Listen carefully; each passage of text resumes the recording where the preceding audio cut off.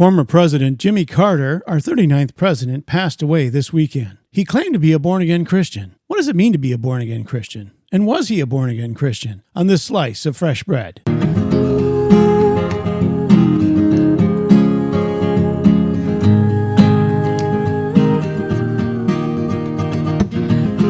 Welcome to Fresh Bread, a podcast ministry of Grace Bible Church, Gainesville, with Pastor Brandon and Pastor Keith.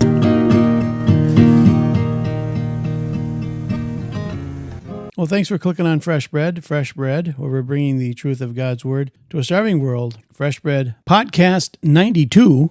And today we're going to talk about Jimmy Carter. He was 39th president, and he passed away over the weekend. And so we just wanted to touch on that. And of course, whenever Brandon and I get talking, by the way, I'm Pastor Keith, he's Pastor Brandon. Whenever we get talking, it always leads to these stimulating conversations. So we're going to do that today. We're going to talk a little about Jimmy Carter, who confessed to be a Christian. I can go back far enough to remember in the 76 election. This is how old I am, Pastor Brandon.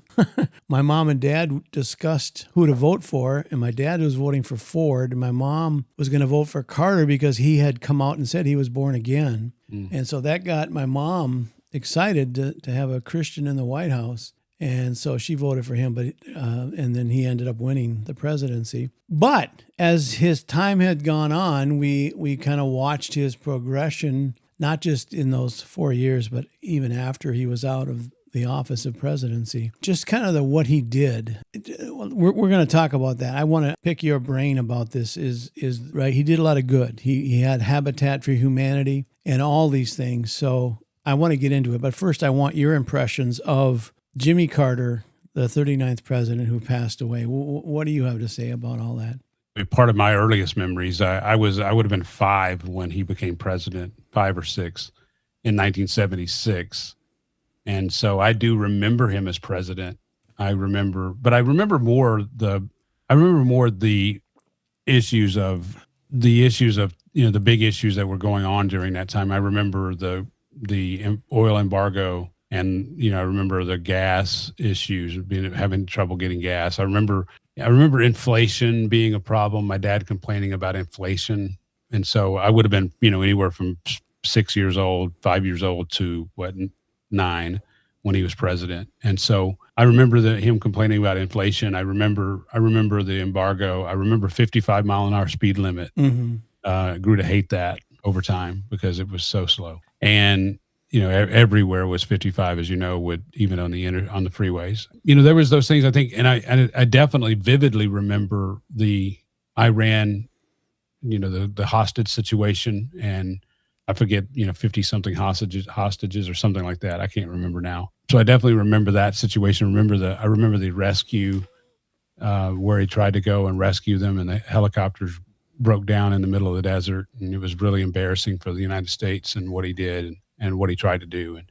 And I remember Reagan coming in and really, really very similar to where we are today. And I think that's, history's kind of, history's rhyming here. You have a very weak Democratic president leaving office, having done a lot of crazy stuff that, kind of fell on his face, kind of a failed presidency. I think you could say that Carter was a failed presidency and Biden is a failed presidency. And so, but then you have a guy coming in on the heels of it that is really changing everything. And that's what happened with Reagan coming in after Carter, because Reagan actually ended up basically getting, releasing the hostages on, right after the inauguration. And so, he had negotiated that while he in the midst of becoming, as he was president-elect before he actually became president. And so a lot of parallels to what we see today with Trump coming in. I think one thing, he died at 100. So it's interesting. I was listening to Al Mohler talk about it, and Al Mohler made the point, by the time he died, most living today were not alive when he served as president. That's true. Think about that. You and I remember it, but most people were not even living when he was president, and he lived to be 100. And so he lived, something, 40 years after he was president, and which is, living to 100. He's the oldest living president. He was the oldest living president ever And even there was only one other person who was a nominee for president that got made 100. And so it's pretty remarkable in that sense. Pretty remarkable, the entire story of Jimmy Carter. Yeah, and then we can get into it. You briefly brought it up, but the whole religious side of things, the whole Christian side of things. You brought up the born again Christian term that was popularized during his time. He claimed to be a born again Christian. At the time, the elites didn't understand what he was saying, and it was this kind of a mystery to them. I listened to Al Mohler. He brought this up, and it's just interesting. That's sort of my initial thoughts. That born again was not that used a phrase at that time. I think Billy Graham used to use it, and I'm pretty sure that's why he defeated Ford in '76, is because people were excited to have that a Christian in the White House, a conservative Christian, and even though he was a Democrat, coming from Georgia, and I think people loved how he came to be. He was a peanut farmer. He wasn't a wealthy guy, and he just sort of popped up and became governor, and then he became president. So people said, "Hey, he's like one of us." Yeah, I think he was a state senator for a while, and then became governor of the state of Georgia in 1970, and had served already as a state senator prior to that. It's interesting because you talk about the kind of the bait and switch. He didn't say that exactly, but he ran as a born again Christian. But then when you look at his policies and you look at his life since then, it goes against the fact that he claimed to be a Christian, a born again Christian. But when he ran in Georgia in 1970, he ran on this, and again, I'm getting this from Al Mohler, who was very helpful in my preparation to this, but he ran on one platform and ended up being something else entirely different. And I think he did that in Georgia, but he also did that in the national election. When he became president, people thought that he was one thing, born again, evangelical, going to be conservative in his values, even though he was Democrat. But he ended up being very progressive, and, especially for that time, for the time that he was president. Yeah, and it's funny, like you said, there is some similarities between then and now, because, back then Jimmy Carter gave back the Panama Canal, and now Trump is talking about taking it back. And there was the gasoline shortage, and here we have Biden who get an executive order canceling, offshore oil production.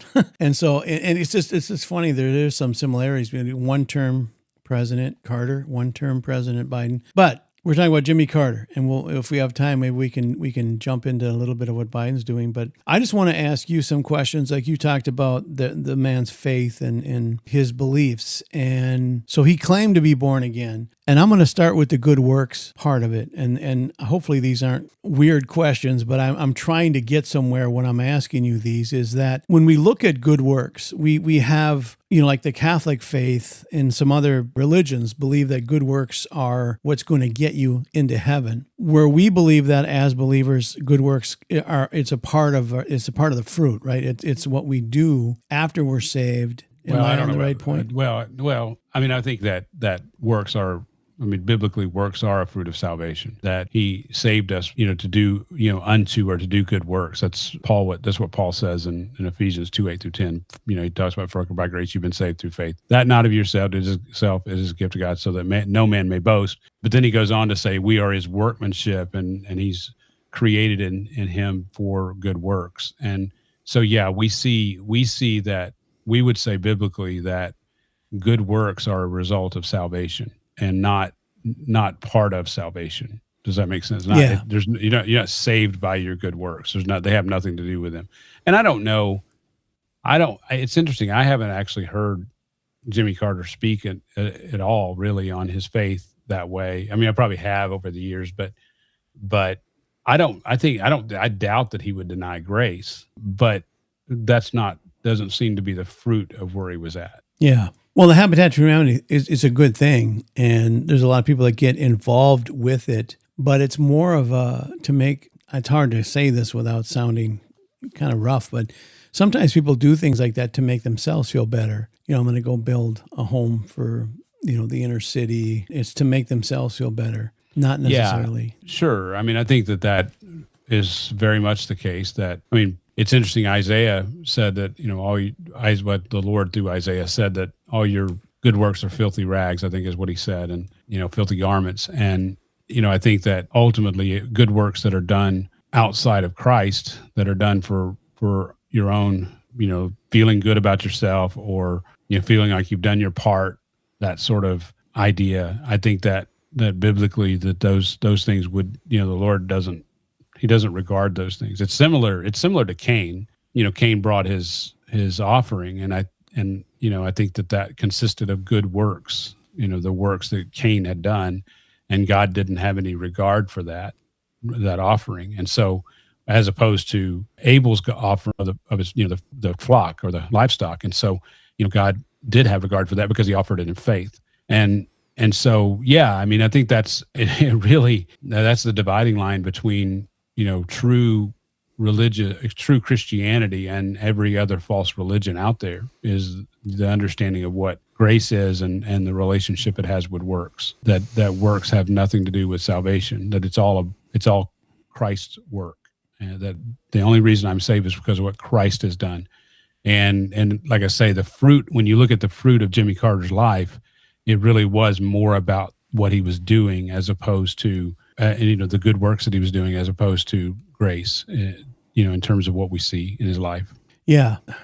As far as helping the needy and the poor, the Bible does talk about believers doing that. We are to do that. But let me ask you, are we to help other believers first who are struggling, or do we just go to random strangers and, like, say, a homeless guy on the side of the road? Do we give them the money, or do we give somebody in our church who may be down the money first before we give to the other needy person? Yeah, well, I mean that's a hard question.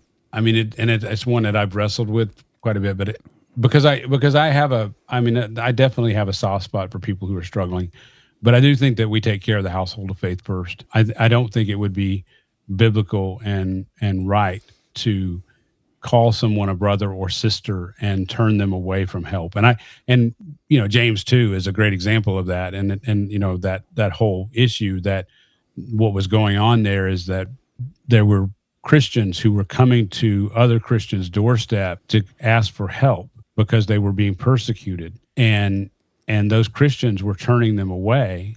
And they, said, go be warm, be filled, and instead of helping them. And James indicts them for that and says, and that's where he gets into the whole grace and works, and the controversial section there where he says that, your faith is a dead faith if it has no works. And some people would try to say that he's teaching a work salvation, but no, he's actually teaching exactly what Paul taught, which is that we are saved by grace, but that grace is evidenced by our good works. And so, but I want to just go back and really focus on James 2 specifically, that it was brethren who were coming to the doorstep. So it was people who were Christians going to Christians and asking for Christians to help.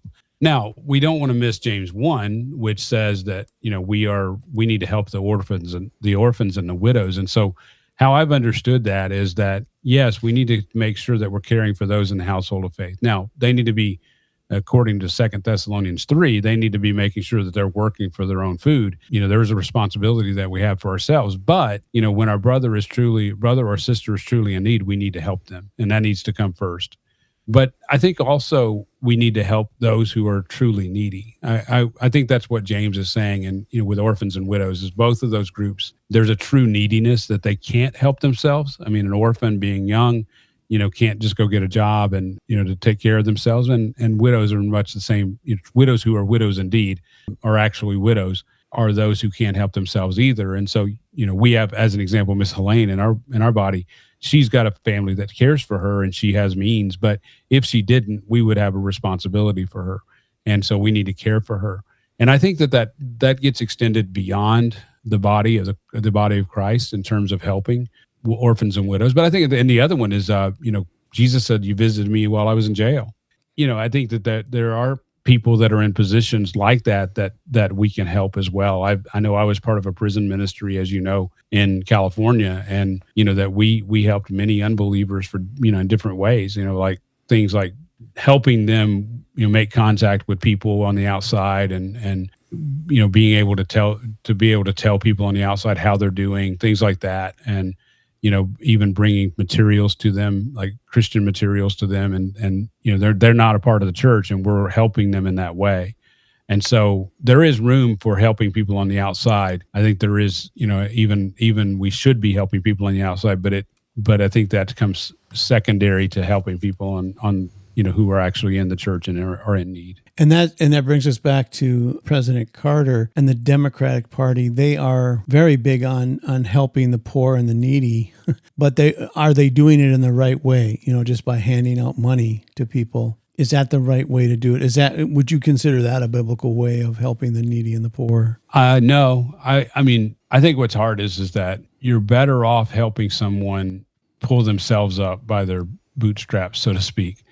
And I'm not saying being independent in the sense of sinful independence. What I am saying is that, like if you go to Africa and you bring them food, yeah, there's a if they're starving, they need food, and that helps, and it helps temporarily. But the best way to help them is to teach them how to farm, and to teach them actually how to help themselves. And so just pouring money into a situation doesn't necessarily help, and maybe even is hurtful, that it may even hurt their situation, because they come to depend upon the government handout, the government largesse that allows them to have this money, but it doesn't encourage them to actually make changes in their life in order to be better. As a matter of fact, it encourages exactly the opposite, as exampled by, like a young lady who is promiscuous to have a bunch of kids, by men that are not her husband, in order to be supported by the government. And then you have, hangers-on men who take advantage of that. They contribute their part of it, and they take advantage of the fact that this woman has, money coming in from the government, and there's no incentive to get better. There's no incentive to move forward and getting a job. And so that's the problem with the government just giving money in that way. And even I think, like Habitat for Humanity, I think that there's some good that can come from that.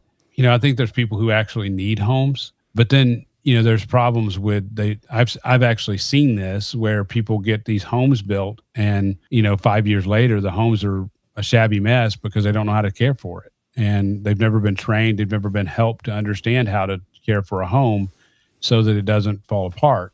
And so, you really haven't, and that was a big issue on Indian reservations as well. They would build Indian, houses for Indians. And I have a friend who was telling me that he's been on the Indian reservations out in Nevada, and the government would, like the contractors would take advantage and not do stuff in the homes. Like, as an example, putting in sewer lines underneath the home to get the sewer out to the sewer system. And basically the sewer's just under the house. Like, it's just sitting under the house, and they haven't been trained to understand how to take care of something like that and to speak up for themselves. And so just giving them these things, just building a home for people in that way, isn't necessarily going to help them in the long run. And I'm not against helping people in that way. I'm not saying that, but what I'm saying is there has to be more than that. It can't just be dump money and houses and cars on them. There has to be some training and helping them understand how to live. Yeah, I mean, when we look at the Great Society, Lyndon Johnson, in a way, it's not a bad idea to help people, right? We almost think in our country there should be a safety net. When you lose your job, there's unemployment. When you're down and out, there's welfare. But it wasn't meant, I don't think, for a long-term fix to a situation.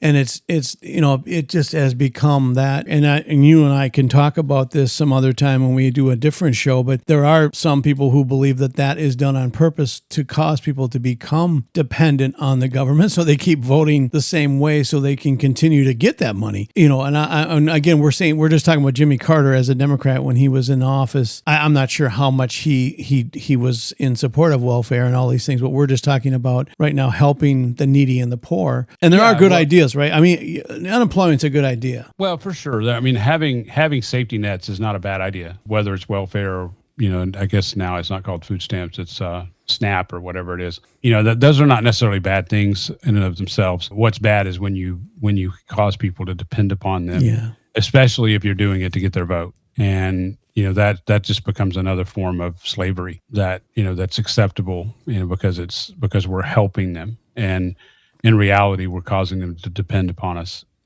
depend upon people, depend upon the government specifically. And in this case, a Democrat, and going back to the Great Society with Lyndon Johnson, who, by the way, was a Democrat, I've heard statistics, but I can't remember the exact percentages. But African Americans, that there were less African Americans living in poverty when they drafted the Great Society, or when they passed the legislation.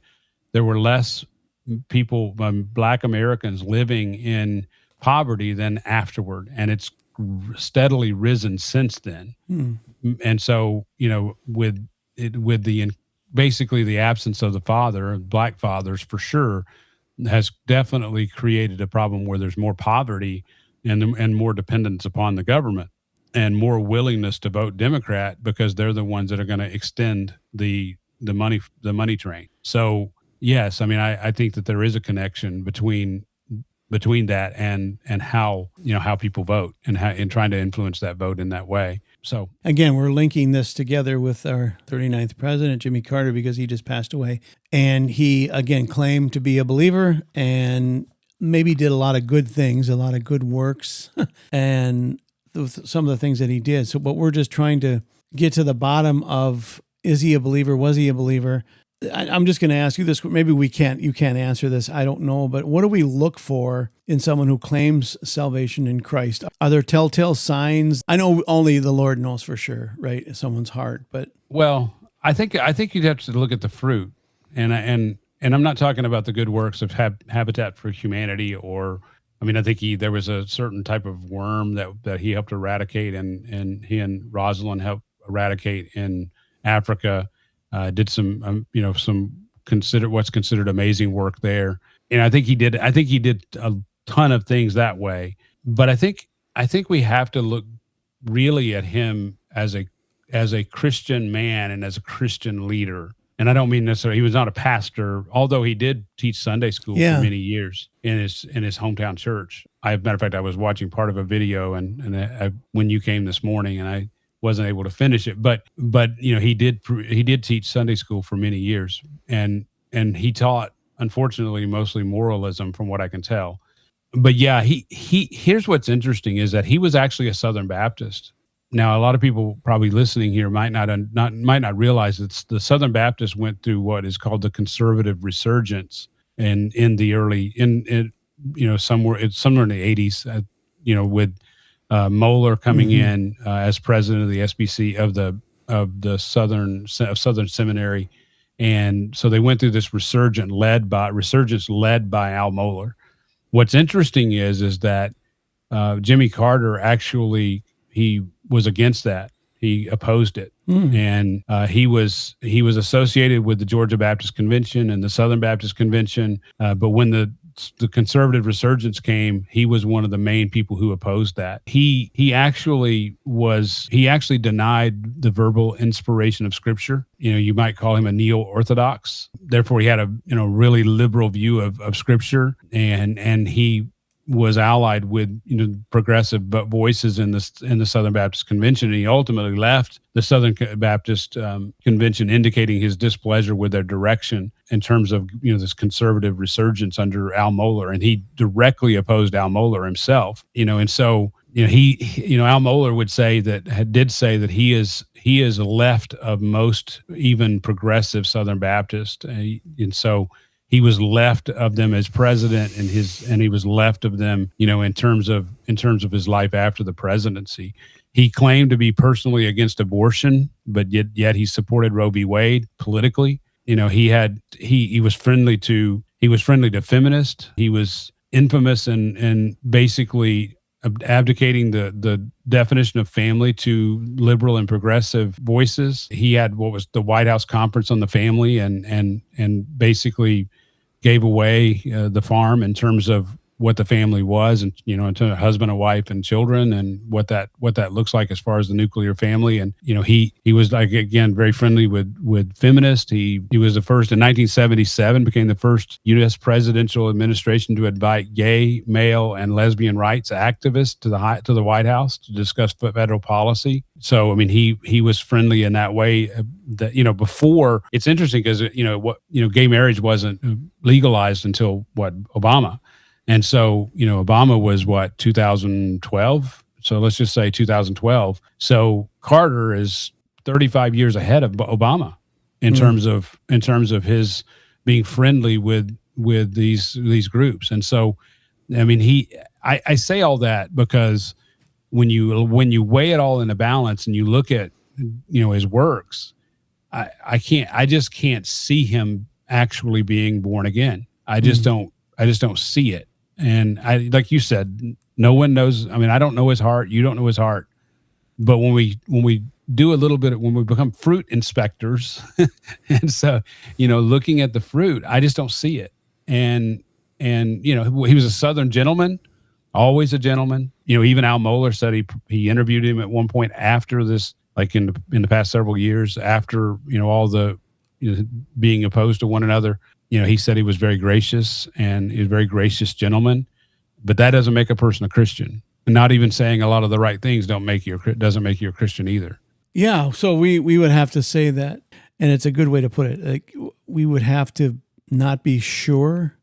I would say that we can't have assurance. That's what it is. Like I can't have assurance that, when I look at his life, I can't have assurance, and I couldn't say, with any level of confidence that he's a Christian and that he, is in heaven.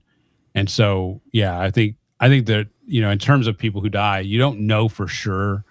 We never know for sure. Obviously, some people, have us fooled, but with a guy like Carter, I just can't have assurance that he's truly a Christian, or he was truly a Christian. Can someone be a Christian? Let's say Jimmy Carter, say he believed in Jesus. Like he did actually believe that. And, he went to church and did all that. He was in the Southern Baptist and all that stuff. But can you believe in Jesus but have really, really, really bad theology?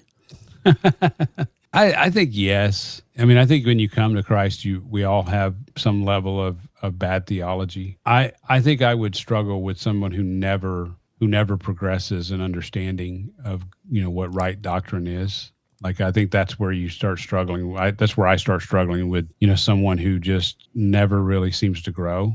That's that never seems to really, they always seem to struggle with the elementary principles of being a Christian. And so, I think if you pressed me, I would say if there isn't any progress, then it's hard to say again. It's hard to have assurance that they're saved. If there's can someone stay immature as a Christian? Yeah, I think so. But I think that the more immaturity there is, and if there's not a lot of progression and sanctification, then I think the less assurance you can have that they are actually saved. Yeah, I agree with that. Because when you and I were talking one time, and you were saying that to come to Christ, you don't have to have perfect theology. And like you always say, none of us have perfect theology because we're all working through things and trying to figure it out. But I shudder to think of the places that I'm wrong, especially as a teacher of the word, where I would lead people astray. Right. I shudder.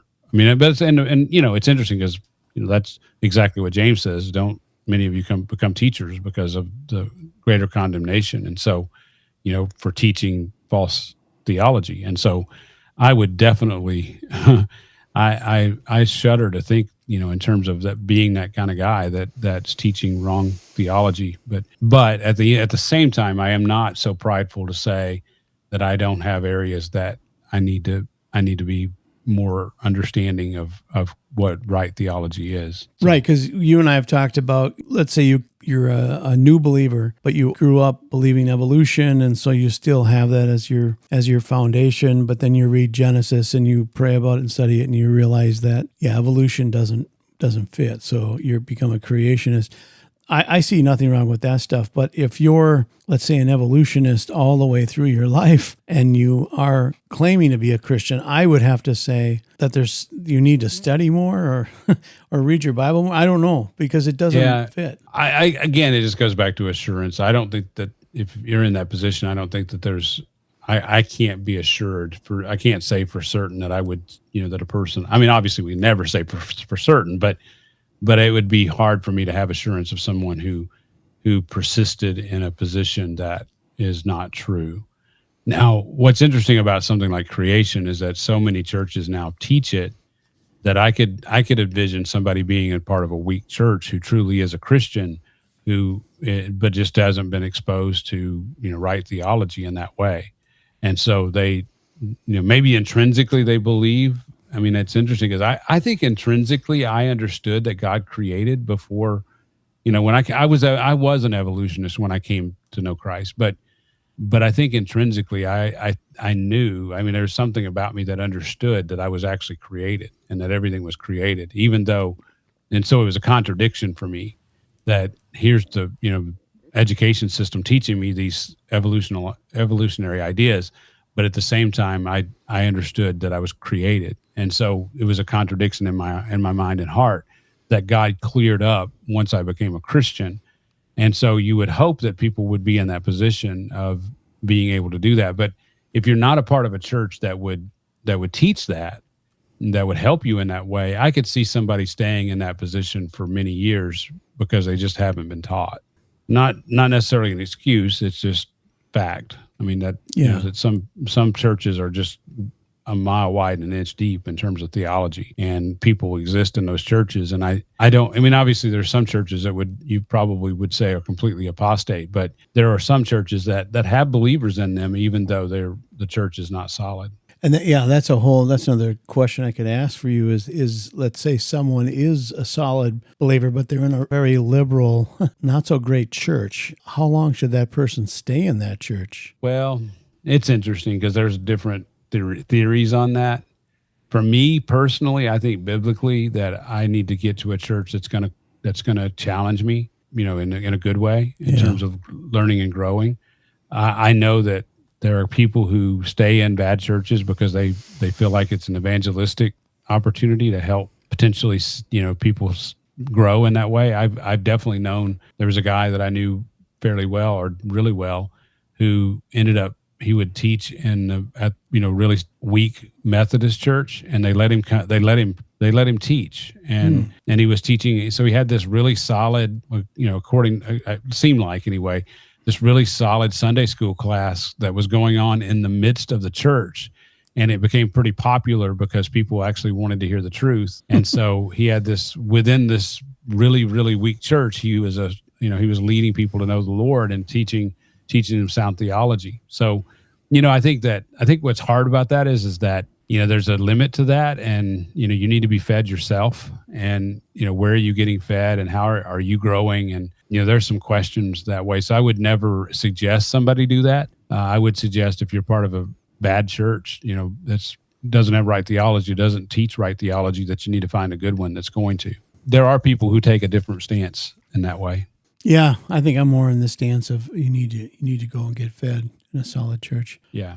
Why do you think it is that as people grow older, some people grow, when they grow, they end up going more liberal in their theology? Like we saw that. I mean, Jimmy Carter, like you said, kind of left the solid Baptist church, go to a more of a church that he felt more comfortable in. We saw that with Billy Graham, which surprised me at the end of his life. Billy Graham was, and I don't know if he was just trying to be nice to Robert Schuller or whatever it was, but when he had an interview with him, and Billy Graham was saying that anyone who, even a Muslim or an atheist, can get to heaven if they're just sincere in their beliefs, and it kind of shocked people. But again, when you get older, sometimes, we see that in Joe Biden, maybe you can't comprehend things like you used to, but why do you think some people end up doing that? Well, I think it's a combination of things. I think, if you go back to your, the beginning of your life, and, if you're a half a degree out, when you're 20 and you never course correct,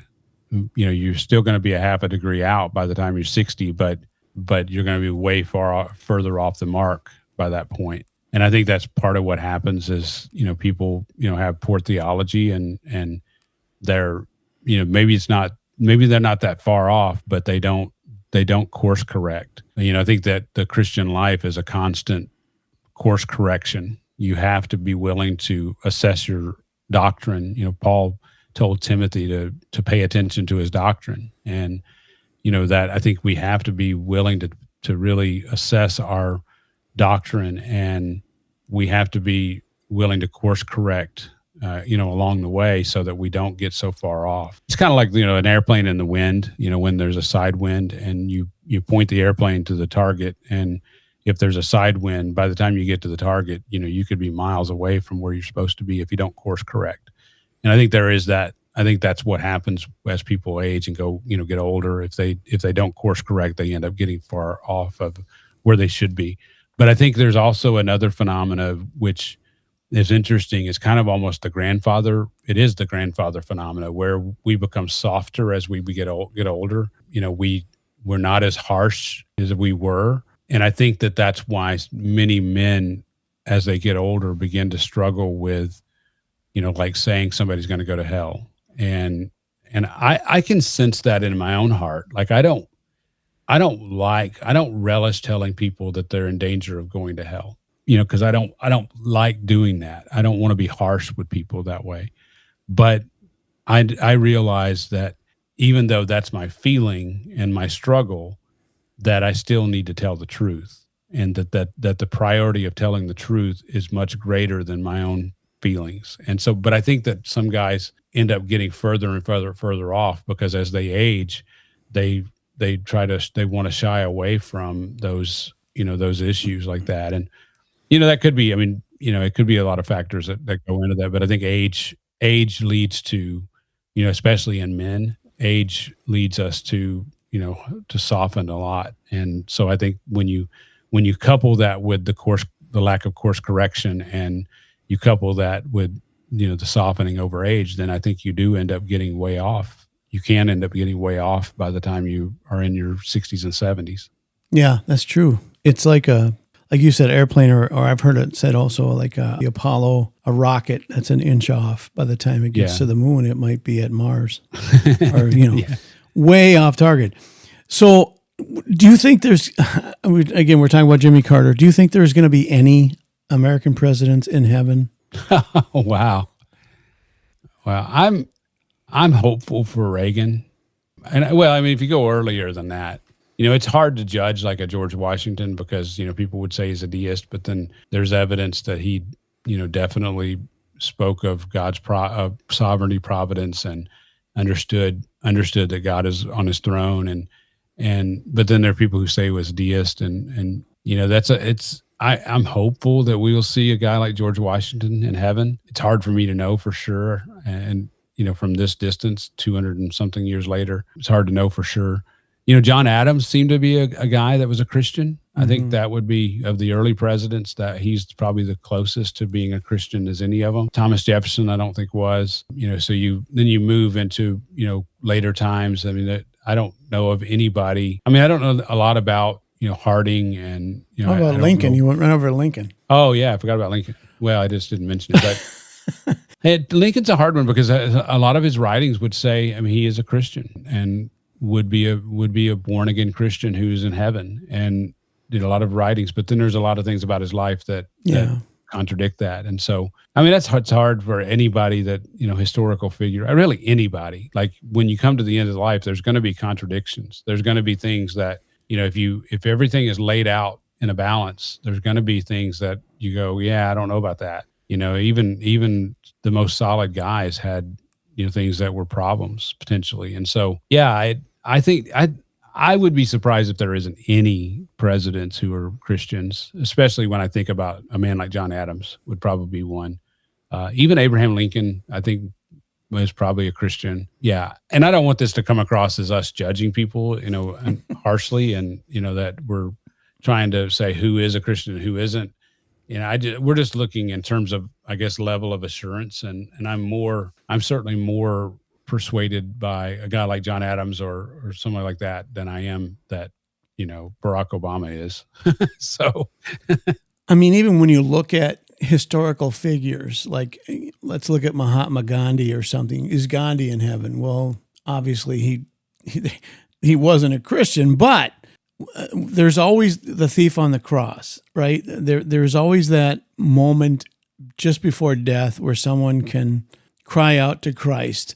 But I always look at the thief on the cross as such a unique situation because he was on the cross next to Jesus. Yeah, I was going to say, how many thieves on the cross were there? Right, there were two, and one looked at him and said, "Yeah, this guy's innocent," and the other guy said, "I don't care if he's innocent or not. he can save us. If he claims to be who he is, why doesn't he get us off? The other guy was like, leave him alone. Yeah. But but there was only one thief on the cross that was saved. Right. And so, I mean, he was a very unique situation. And I don't think that it's wise for someone it's certainly not wise to think, oh, I could be like the thief on the cross, because that's a very unique situation. Not that it can't happen. The deathbed confessions do happen for sure. I do believe there have been deathbed confessions that have been legitimate. But by and large, if you've denied Christ throughout your life, you're going to continue to deny him even in the face of death. Right. So. And we believe as believers that you have to go through Jesus Christ to be saved. You can't just be a great Muslim or a great Buddhist or a great Hindu. You have to be, it has to be Christ. And when you read scripture, you understand why. That's correct. Fully God, fully man. So, okay. But I was trying to say is that we're not trying to, you and I aren't sitting here going, yeah, he's in heaven, he's not in heaven. It is ultimately in the hands of the Lord. But what we're trying to say is that there are, like you said, to be a fruit inspector and check for people how they're living their lives. And there could be, it's a very, I don't want to say 1%, but you're telling me there's a chance of somebody on their deathbed accepting Christ. I would not want to, get to that point and have that. That's like such a fragile moment of being able to do that, because I remember people saying that some people put off. And again, this is why as Reformed we believe that it's God who chooses us. But when you have that decision making kind of Christianity where just say this prayer and you're saved, people say, I'll put that prayer off until I'm just about dead, so I can have a good time now. I can party, I can do everything I want to do. But when I'm 95 years old and I'm on my deathbed, then I'll say the prayer and I'm in. So I got that going for me. But that's not how it works. You can't live like that. That's right. That's right. Well, going back to presidents who are Christians, I would say that's probably a very limited crowd. And I mentioned Reagan, I mentioned John Adams, possibly Lincoln. I mean, I'm sure there's other guys that I don't like. I'm not as fully aware of who they are that potentially are. But yeah, it's going to be a limited crowd, very very elite, very elite number of presidents who are actually Christians. They say, as vice presidents, I mean, that's expanding the pool a little bit. People would definitely point to Mike Pence as a guy that certainly claimed to be a Christian. Even from what I understand was associated with a fairly solid church. So, you can be hopeful for him. Although Mike Pence, when things went south, he definitely seemed to take the not so good path. He took the easy path and was unwilling to take the hard path. And I can't say, it's hard for me to say what I would have done in that situation. I'd like to think I would have stood for what was right, but yeah, he definitely made a mistake there, in my opinion. How about Vance? No, I don't think so. Didn't he converted to some other religion, right? I can't remember which one. I think he's Catholic now, right? Yeah, I think he converted to Catholicism, and I just don't see being able to convert to Catholicism and still, saying you're a Christian. So I just don't think that Catholicism is. I think it's a apostate and bad theology. And so, I mean, that's not to say there's no Catholics that are saved. I know that there have been Catholics that have been saved and stayed in the Catholic Church for a period of time before coming out of it, but they ended up coming out because they realized the truth and they need to be exposed to the truth. Yeah, and that's not to say that, when we look at, I'm just looking at the presidents, we're talking about Jimmy Carter, and I think Jimmy Carter was a good man. I mean, he was from all indications, he was faithful to his wife, and he was a good guy, and there's been a lot of presidents that have been good guys. Yeah, I mean, let's define good. If you're talking about biblically good, he's not. No, I was talking about worldly good. Yeah, worldly good, he's a good dude, like he's he does good things, quote unquote, then yeah, I can agree with you. I mean, he did some good things. Now, I think that, quite frankly, he did what was expedient for him, what made him look good. But I think that's the problem of good, focusing on good works, is it's your own, it's not for God's glory, it's for your own glory. And it's to make yourself feel right and good. Whereas that's not what Christian, blessed are the poor in spirit is what Jesus said. Yeah, I was kind of thinking of like when you look at Lyndon Johnson, he was not such a good guy. But yeah, I'm not a fan of Lyndon Johnson. LBJ was a bad guy. Even in somehow he treated people around him and the things that he did.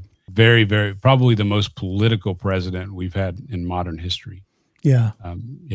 Probably the most political guy.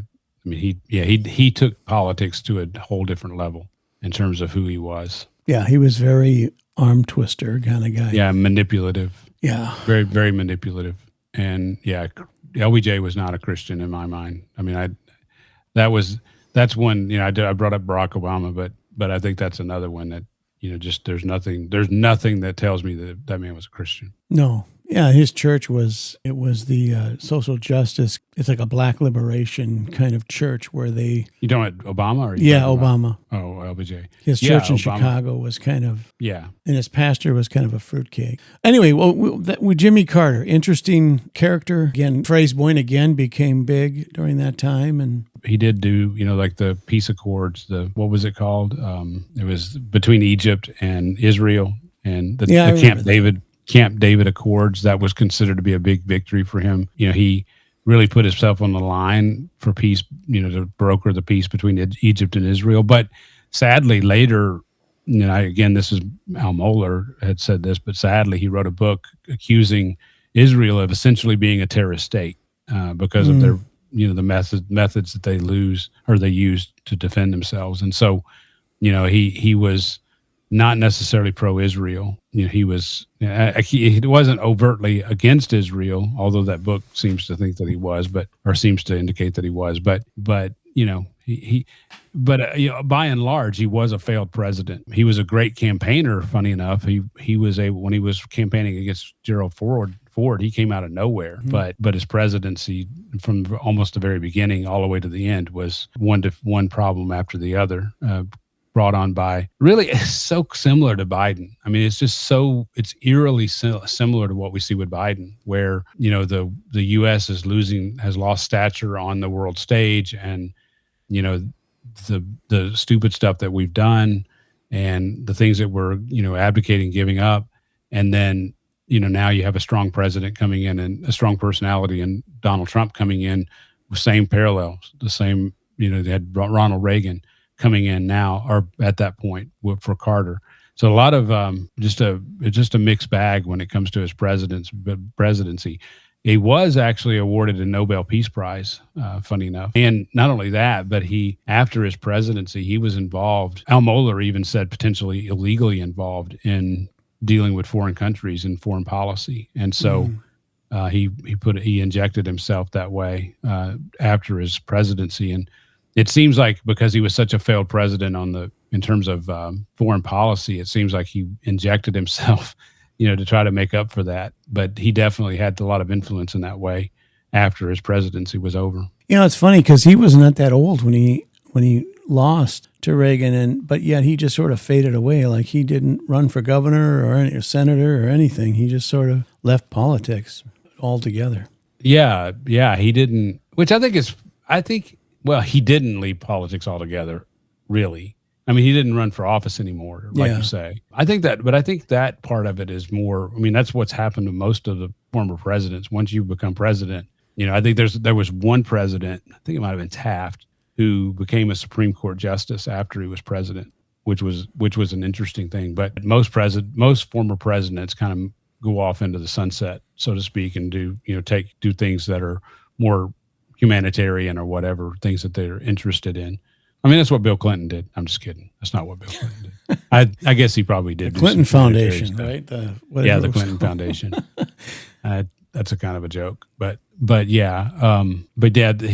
basically, but he really interjected himself in many ways, even though he never ran for office again. So, and again, there's parallels even from, Obama, Biden. Obama has interjected himself into politics, in terms of presidential politics since then. And so I would say Jimmy Carter sort of paved the way for that, modeled that type of intervention president. And the rumor is right now that Obama's really in charge of Biden. So, well, I think I think there's probably some validity to him being one of the guys behind the scenes. That's sort of, I mean, it's obvious that Biden hasn't been the president for quite some time. I mean, in terms of his abilities mentally. Yeah. So okay. So the moral of the story with Jimmy Carter is he's an interesting fella. It's an interesting time to see him pass away right here at the transition between Biden and Trump, and with so many parallels to his life. He's a mixed bag. He's definitely a mixed bag in that way, and in terms of his life, claimed to be a born again Christian. Yet, obviously the fruits we've talked about. Yeah, it's interesting. Our listeners may ask why we would discuss this. I mean, it's funny because I think most of this discussion, we haven't really talked about politics. I talked more about, in terms of where he was as a Christian. And, why would we have this conversation? I think it's because, as I thought it through, we need to have a Christian worldview.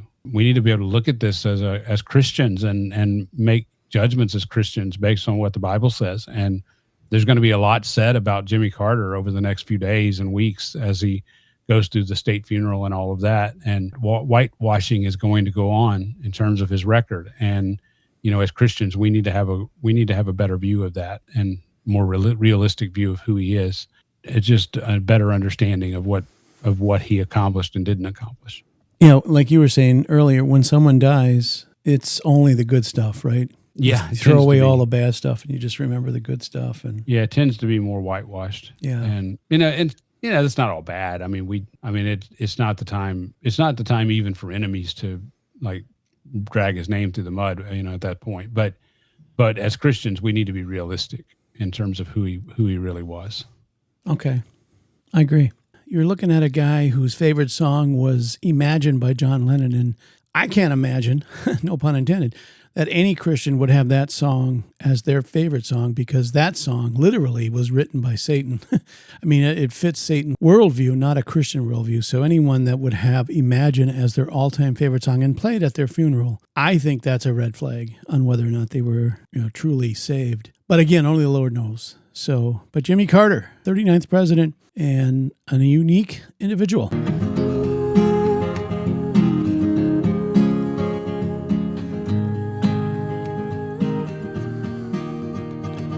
You've been listening to Fresh Bread, a podcast ministry of Grace Bible Church Gainesville.